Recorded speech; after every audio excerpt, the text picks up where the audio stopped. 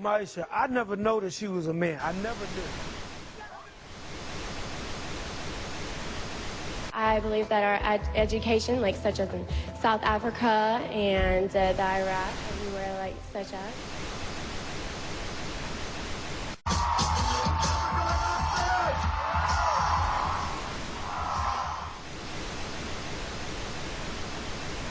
Platform 8 for the 2228 Southern service to Eastbourne via Lewis. Please join the One option, placing a tracking microchip under a service member's skin. Former Special Operations Officer. And if you hear the shouting, it's a group of demonstrators who come. 9/11 was an inside job.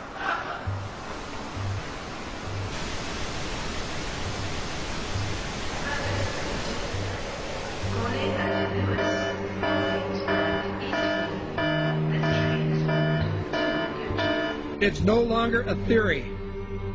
What I'm about to say is fact.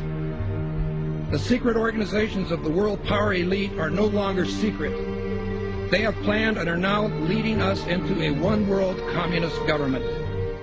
Well, there have been extraordinary scenes in Berlin tonight as thousands of people gathered to hear Barack Obama deliver key foreign policy speech on his current European tour. The Democratic presidential hopeful laid out his vision for America's place in a new world order, in a new world order, in a new world order. It's not a new idea. President Bush talked about it back in 1991. It is a big idea, a new world order. President Bush said, and it's a phrase that I often use myself, that we needed a new world order. There's a need for a new world order. I call upon all states to join ranks in order to found the new world order of the 21st century. We have before us the opportunity to forge for ourselves and for future generations a new world order. When we are successful, and we will be, we have a real chance at this new world order. And people talked then, in 1990, of a new world order. And the question for us is how we meet and master all these challenges to ensure that Britain enhances its competitiveness in the process and realizes what I believe is our destiny of success in this new world order. So, in conclusion, ladies and gentlemen, a new world is emerging. It is a new world order with significantly different and radically new challenges for the future.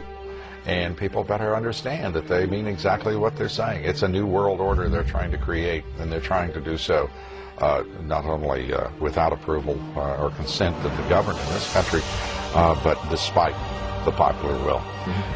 This is a straightforward assault by the elitists in this country. There is a global meltdown coming. It is a global depression, and one world currency and one world financial system is the end game. China said last week they want one global currency. France said yesterday or the day before that they want one world order, a new world order, at the end of this event. Gordon Brown will today call on fellow world leaders to seize the opportunity created by the worldwide economic crisis to create a truly global society. The Prime Minister will use a high-profile speech in the City of London to say that Britain, the US and Europe should join together to create a new, stronger and more just world order. This engineered collapse is there as a massive problem for which you offer the solution, and the solutions are the infrastructure we've been predicting all this time, including the World Central Bank. The goal of this manipulation, and has been for a very long time, is to get the world population to see as a good idea, or the only option in given circumstances that are manipulated into place, the creation of a one-world government, a world central bank which would administer all financial transactions on the planet, a world currency, and a microchipped population linked to a global computer. The wealthy elite who have the money and the power know that if they can create a one world global social system, that they can control the central authority. In other words, world control, world domination, one of the oldest desires in the history of the world. There's a very, very clear-cut and easily identifiable system in place that puts all of these elements from media control to government control to energy control together into one apparatus working together effectively towards its final goal, which is, global control. Because of the compartmentalized pyramids that they've constructed within all these institutions of government and finance and corporations, the vast majority of people who are daily making contributions to push the world in this towards this Orwellian global state have no idea that they're doing that because they don't know how their contributions fit in with everyone else's. Only the few at the top do. Most people don't have a clue that unelected private bankers actually control the governments of the world. There is this cozy little myth that is perpetuated between politicians and the media. The media report the world as if presidents and prime ministers are the final arbiters and decision makers in the world, which means that the people above the level of presidents and prime ministers that really make the decisions, they're never looked at or exposed by the mainstream media because they're not accepted to exist. The central bankers of the world are working together to create a one-world government. A global police state as sinister as anything George Orwell ever wrote about, where every person on the planet Earth will have an RFID chip implanted. It is the first implantable microchip for humans that has multiple security, financial, and healthcare applications. More than 100 law enforcement officials in Mexico are having microchips implanted in their arms. The chips allow a person to be scanned, sort of like a cereal box at the supermarket. Just like the microchips implanted in the necks of dogs and cats, allowing lost pets to be identified, this glass capsule can do the same for humans. A chip in everybody would be the universal monetary system par excellence, because there'd be no escape from it, and you'd be totally under the control of those who issue the electronic impulses in that chip. The problem throughout human society is that the good men and women do nothing. They don't want power. They don't want control. They want to lead a leisurely life. They want to spend time with their family. They want to lead simple lives. But we are forced throughout society, throughout history, and throughout human time to stand up against bullies. And many times we stand up before it's too late. And we reverse the course of tyranny. But more often than not, we don't stand up in time, and horrible things have to happen first, so decadent societies learn why liberty and freedom is so precious.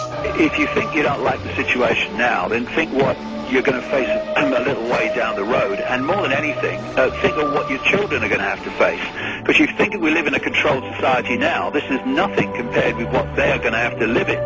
So in terms of parents who are listening to this information, I would say this: go and look your children in the eyes and tell them that you can't be bothered, or you're too frightened to do anything about it. You're too frightened to get involved, in being another conduit for getting this information further and further expanded into the public mind, that you're too frightened to get together with others to stop cooperating with this system and to not be intimidated into coming into line, which is a bit like coming into line in a concentration camp and thinking it will be okay.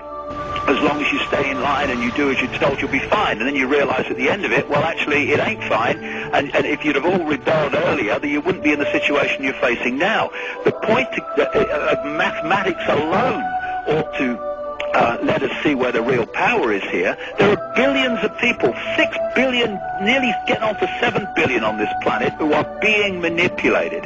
There are, in full knowledge of what they're doing, a relative handful of those who are doing the manipulating to the end that we're talking about. They think they've beaten us. They think that they're going to have their way with us. And I'm here to tell them they're not going to have their way with us. We are going to defeat them. You guys aren't going to be able to get away with your New World Order, sir.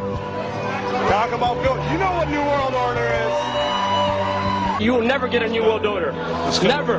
National sovereignty will prevail. The New World Order is going down, sir. You can laugh. Wake up, people. Wake up. Research the New World Order. This is important. Look it up. Investigate it. Your New World Order will fall. Humanity will defeat you.